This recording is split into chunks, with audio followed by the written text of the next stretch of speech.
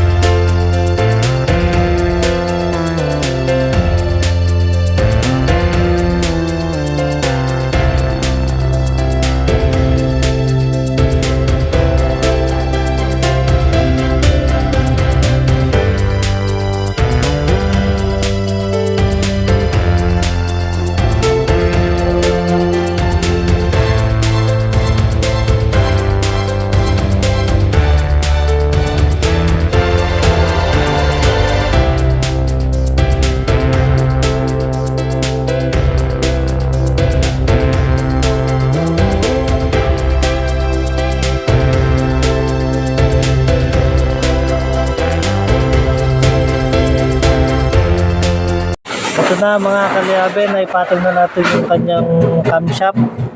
Kukumpletuhin na lang natin. Tapos papanda rin natin mga kaliabe. Mga kaliabe, na timing na natin tong Ford Everest. Ganito lang yung pag-timing ng Ford Everest mga kaliabe. Kung makikita nyo dito sa kanyang injection pump, yan. Tuturo ko guys yan.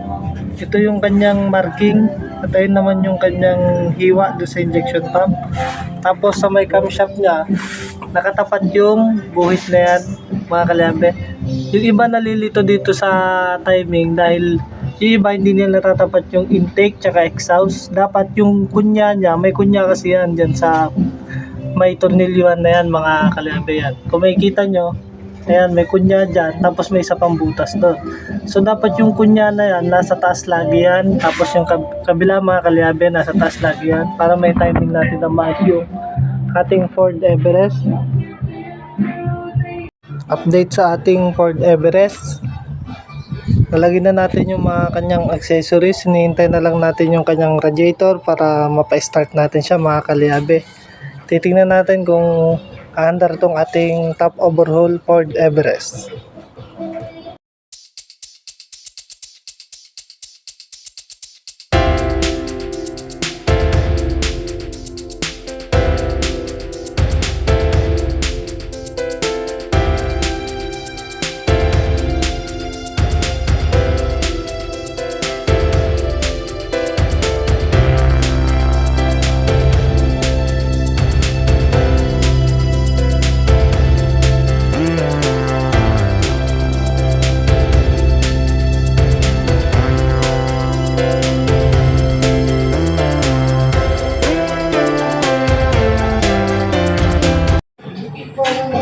Ito na mga kaliabe, nakumpleto natin yung Ford Everest. Nakabit natin yung radiator. Ngayon sasalinan na lang natin ng tubig tapos papanda rin.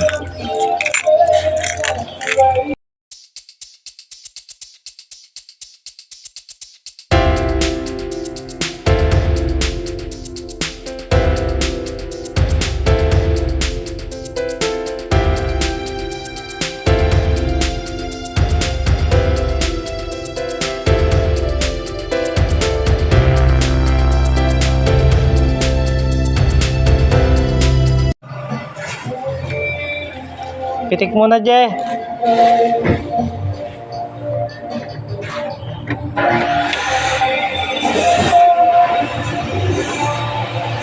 Tay, pitik.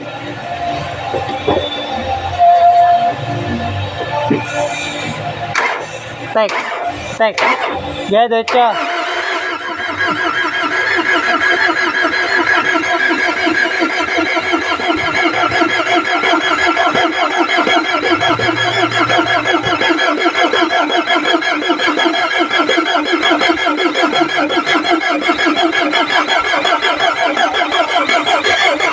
Hop!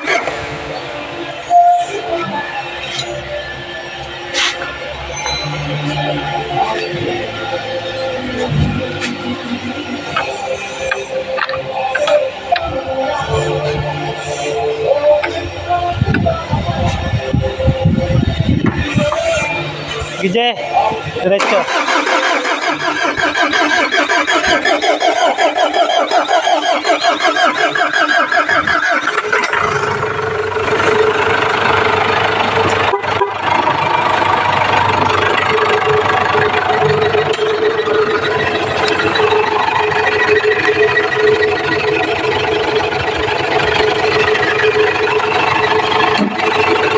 Patay, Je. Patay. Start.